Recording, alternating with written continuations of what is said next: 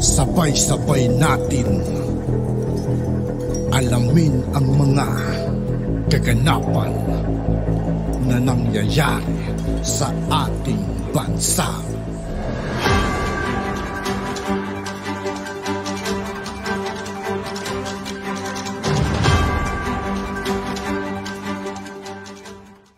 Yo, what's up mga kaibigan? This is I2K po again. Ngayon nandito ulit tayo sa channel ni Pinas News Insider. Dito ulit tayo magbibigay ng komento at reaksyon. Kaya samahan nyo guys, let's go! Ito ang balita ngayon. Trending ngayon sa mundo ng social media. Ang di umano'y balitang hindi matapos-tapos na batikos sa 10K ayuda ni Senator Peter Cayetano. Muli na namang binuhay ng taong bayan. Dahil sa umapila di umano ito sa administrasyon ni Pangulong Bongbong Marcos, komento pa ng taong bayan, Senator Cayetano, nakikiray. Dunungan mga kaibigan si Cayetano. Ay doon lang di umano sa mga plano ng Pangulo para masabing may hangarin at magmukhang maganda sa mata ng Pilipino. Pero bago ang lahat, sa lahat ng hindi pa nakasubscribe mga kaibigan kay Pinas News Insider, mag-subscribe na po tayo at huwag nyo rin pong kalimutan mag-subscribe dito sa aking channel. Bago ka pa lamang sa aming channel, please huwag kalimutang mag-subscribe at i-click ang notification bell para mas maging updated pa kayo lalo sa lahat pa ng bagong video na i-upload namin. At eto na nga mga kababayan, pagpapasikap di umano ni Senator Cayetano na uwi sa paniningil sa kanya ng 10,000 ayuda. Kaya tila bumalik lang kay Senator Alan Cayetano ang pakikiride on di umano nito sa plano ng Pangulong Bongbong Marcos. Imbes umano na magkunwari. Yan, dyan siya magaling mga kaibigan, yung nakikiride.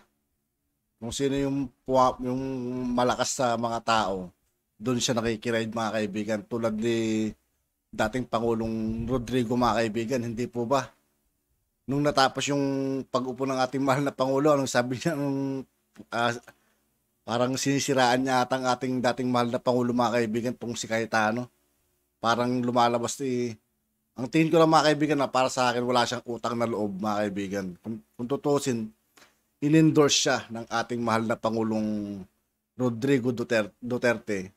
Tapos bandang huli, ibabackfight niya lang din naman, di ba?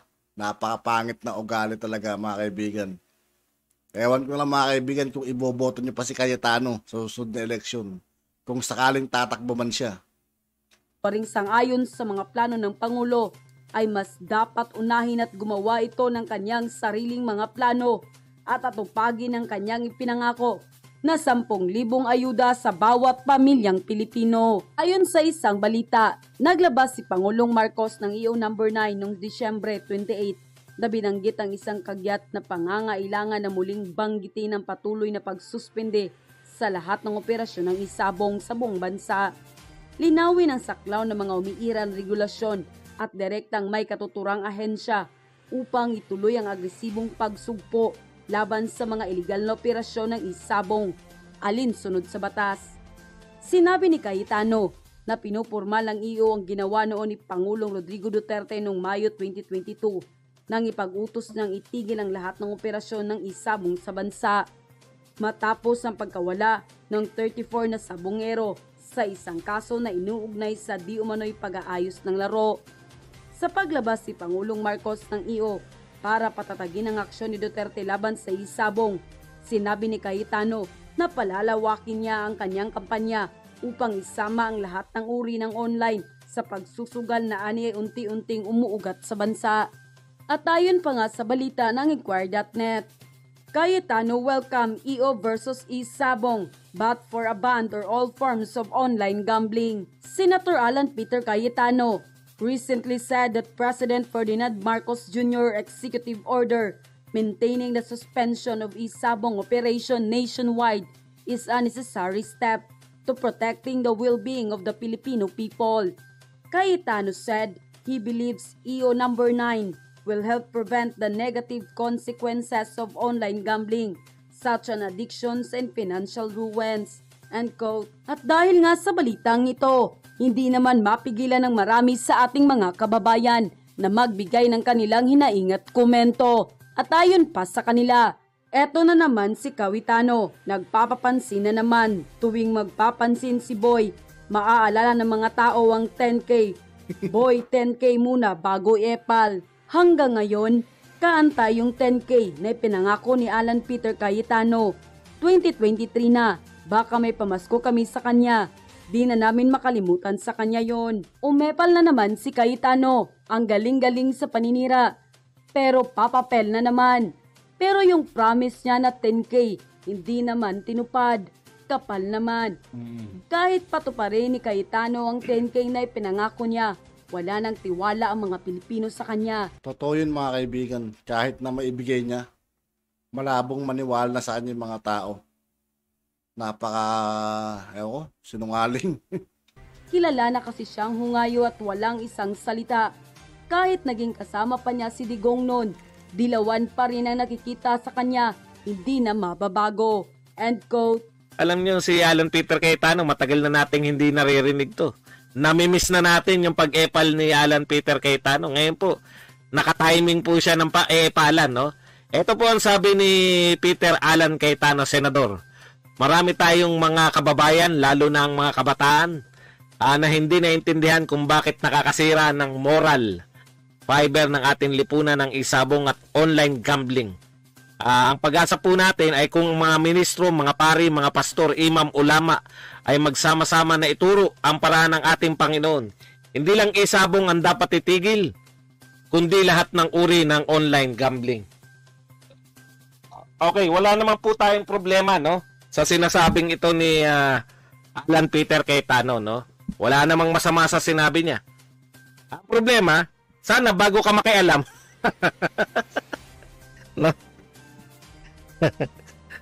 Bago ka makialam or umepal, bigay mo muna yung 10K. Para di ka pagtawanan ng mga tao. Sana bago ka umepal. Kasi alam ko presidential executive order na yan ni Pangulong Marcos eh. Ngayon wala kang maipalan, sasakay ka na lang sa issue ni Pangulong Marcos. Ito lang po hiling ng lahat ng mga Pilipino sa iyo, Peter Alan Cayetano. Sana bago ka umepal uli, no? Sa kung ano po yung kagustuhan na, kung ano po yung pinatutupad na ni Pangulong Marcos, magsalita ka o hindi diyan sa tungkol po sa isabong, hindi na po ipapatupad. Sakay ka lang. Sana bago ka sumakay, asikasuhin mo muna yung 10K. Mag-sorry ka muna sa mamamayang Pilipino na pinangakuan mo ng 10K pero hindi mo pala kayang matupad, no? Yung sinasabi mo na ito ay kinakailangan dumaan sa Kongreso, kinakailangan na meron, mukhang sa Senado pa lang, wala ka nang mauto na mga kapwa mo senador, no? Wala po kaming pakialam sa ibang sasabihin mo, yung pinangako mo muna nung eleksyon, alam nyo, game changer sa yan eh. Hindi ka naman talaga mahahalal na sana, no? Pero sa mga huling, huling panawagan niya to na mamimigay ng 10K, di ba? Doon siya nanalo. Yan talagang yan talaga yung paniniwala ko na kaya ka nanalo dahil dyan sa 10K na ayuda. Asa na yung 10K na ayuda? Huwag nyo na kaming itokis-tokis, no? Kalimutan nyo na yung pagtotokis. Wala kaming ibang itatanong sa iyo kundi nasa ng 10K. Yun lang. Hindi ka worth nasagutin kung ano yung mga gustong ideya mo. Ano man ang ideya mo, wala nang maniniwala dyan dahil simple lang po ang mensahe sa iyo ng taong bayan. Nasa ng 10K, pag hindi mo yan i-produce, last term mo na to. Hindi ka na mananalo. Mananalo kasi Totoo yun mga kaibigan. Kaya alam nyo na mga kaibigan, sa susunod na eleksyon, ewan ko na mga kaibigan kung iboboto nyo pa tong taong to. dyan sa Well, kung iboboto nyo mga kaibigan, good luck. Tagig o kung saan ka man galing. Pero never ka nang mananalo sa national election. Isa lang po ang patunay niyan, no? Huwag nyo na pong pinagloloko mga tao. No? Hanggat may mga social media pa po, titiyakin namin sa iyo. Wala kaming sasagutin sa sinasabi mo. Ilabas mo ang 10K. Tapos. Okay?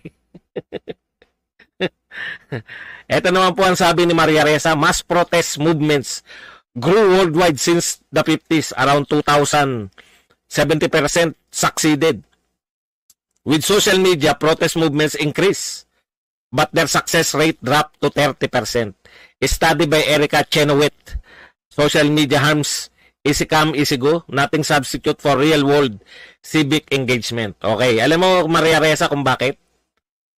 Dahil nung nauso na po yung social media, no, mahirap na pong papaniwalain yung tao ng mga gustong sabihin ng mga media, no? Dati, kung ano ang sabihin ng media, kagyat na maniniwala yung tao. Kasi wala kaming ibang impormasyon eh.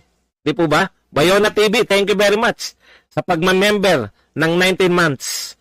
Nanalo yan si Alan dahil sa mga uneducated voters. Kaya hindi ko na po siniseryoso yan eh. Ano man ang sabihin ni Alan Cayetano, basta hindi ka nakapag-produce ng 10K, wala ka. Tsaka tayo mag-usap pag meron ka ng batas na 10K. Okay. Yun lang, 10K lang. Isa pala sa mga pinapanawagan ng Makabayan Black, no? Ginamit po nila yung panawagan ni Pangulong Marcos na unity. Para daw magkaroon na tayo na unity, mag-pistok na tayo. Pangulong Marcos. Ang ganda po pakinggan, di ba? Mag-pistok na tayo, ha? Para sa unity ng Pilipinas. Makipag-usap na kayo muli sa mga rebelde. Ang question, kayo ba'y seryoso sa pistok? Kasi kung seryoso kayo sa pistok, 6 na buwan yung binanatan si Pangulong Marcos. Buhat nung naupo si Pangulong Marcos, hindi pa siya naupo. Bira na kayo ng bira, di ba? Kasama niya mga kakamping. Kayong mga Makabayan Black, lahat ng panukala ni Pangulong Marcos, pati yung Maharlika Fund, lahat yan binanatan ninyo. Hindi namin naririnig na kayo ay nananawagan ng unity. Kailan sila nanawagan ng unity? Yung mga Makabayan Black, kailan sila nagpasa na resolusyon na magkaroon ng pistok? Ibig sabihin, mula nung nahalal si Pangulong Marcos, no? Panay batikos na ang inabot mula sa Makabayan. Tatatlo na kayo eh, di ba? Lahat yan. Namatay si Percy Lapid, pinagbintangan kagad ni si Raul, no? Si Pangulong Marcos na siya yung nagpapatay. Nakatape po yan. Narinig ng lahat na pinagbintangan niya si Pangulong Marcos. Wala po kami naririnig na unity. Wala po kami naririnig na magkaisa na tayo. Wala kami naririnig na magpistok na. No? Kailan nila sinulong yung pistok? Nung namatay si Joma Sison. Bakit po? Alam po nila yung epekto ni Joma Sison. Eh. Di po ba? Alam po nila na yung leader nila pag nawala, ang laki pong kawalan yan. No? Mahina na nga, mas lalo pa silang mahina. Kaya bigla sila nanawagan ngayon ng pistok-pistok. At yun na nga mga kababayan. At yun nga po mga kaibigan, dito po nagtatapos ang ating reaction video. Muli ako po si I2K ng Sundalo ng Donggalo at 811. Maraming salamat sa patuloy na pagsuporta. Yeah, peace out.